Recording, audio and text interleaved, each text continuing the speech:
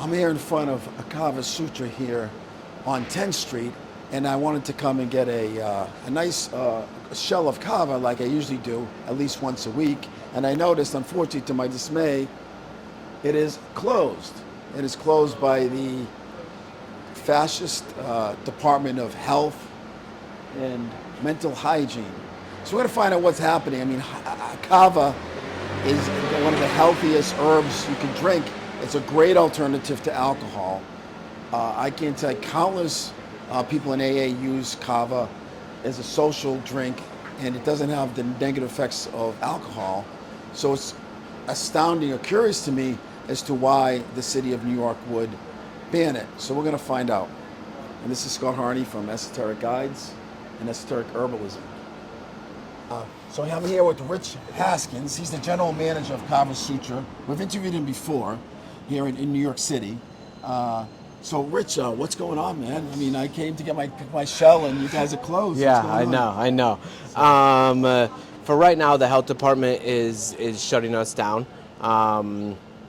We're not exactly sure why. We're not selling anything illegal.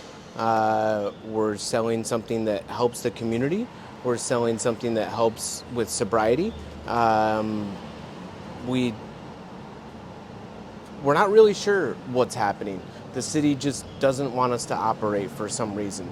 From what I understand and what I hear is that they don't have anybody to regulate Kava and Kratom. So until they do, they're just going to shut everything down and then hopefully figure it out later. Well, there's some smaller bars that probably don't have the backing and financial systems that Kava Sutra does, but we're the largest kava chain in the world. So now we're fighting them in city court and in a federal case as well. So hopefully long term, we can keep helping the community by offering them something other than alcohol or drugs to have a good time. So the ironic thing is that you can go next door probably and buy Kratom. So Absolutely. In kava. So what's? I mean, it seems like it's almost a hypocrisy.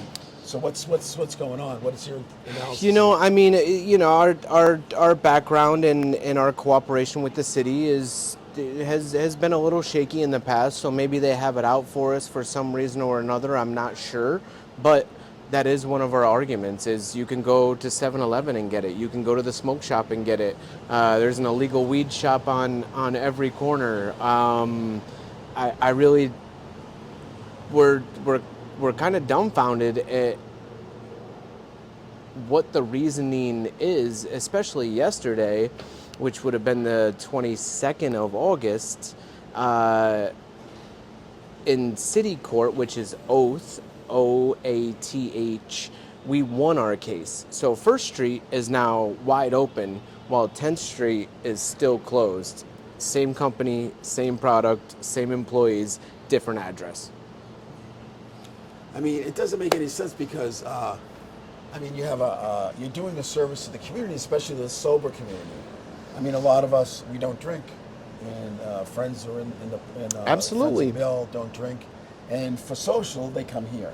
Absolutely. So you're taking that away from them. It doesn't make any sense at all. And I've heard, I mean, your topic directly 100%. Some people have been sober here for 3 or 4 or 5 years, and 48 hours after us closing, they're drinking again.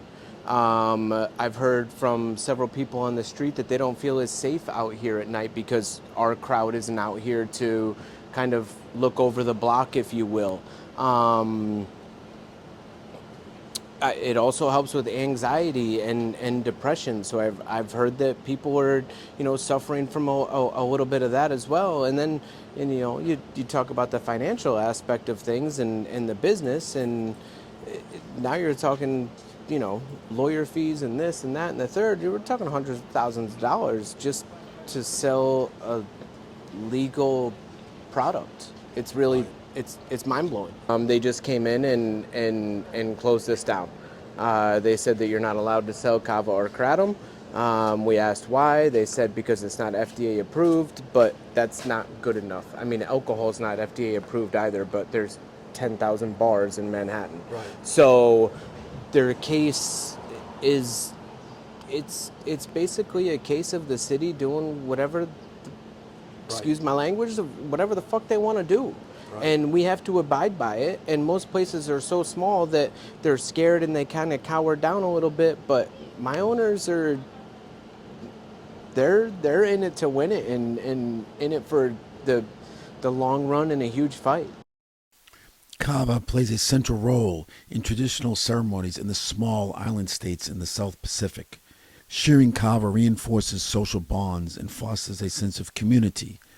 Kava contains healthy compounds called kava lactones, which promote relaxation, reduce anxiety, reduce pain, and some say prevent cancer. The New York City Department of Health and Mental Hygiene acknowledges that they have confiscated kava herbs from cafes throughout the city. However, Press Secretary Patrick Gallahue could provide no reason why and did not respond to numerous phone calls. Many of the kava bars across the city, who also had their kava confiscated by the health department, were scared to discuss the issue on record, fearing retribution from what they see as a politicized and retaliatory department. Most have either closed or stopped serving kava. One bar has even become a members-only club, taking kava out of the legal reach of Mayor Eric Adams' health department. It seems that the businesses which somehow were able to survive the city's draconian lockdowns are now being destroyed by an overzealous health department. We're trying to help out a community that doesn't drink, had drug problems, drinking problems, want to be in a social environment without getting drunk or inebriated. It's a great thing for the community. I just wish people would maybe do some research before making their assumptions on the whole situation.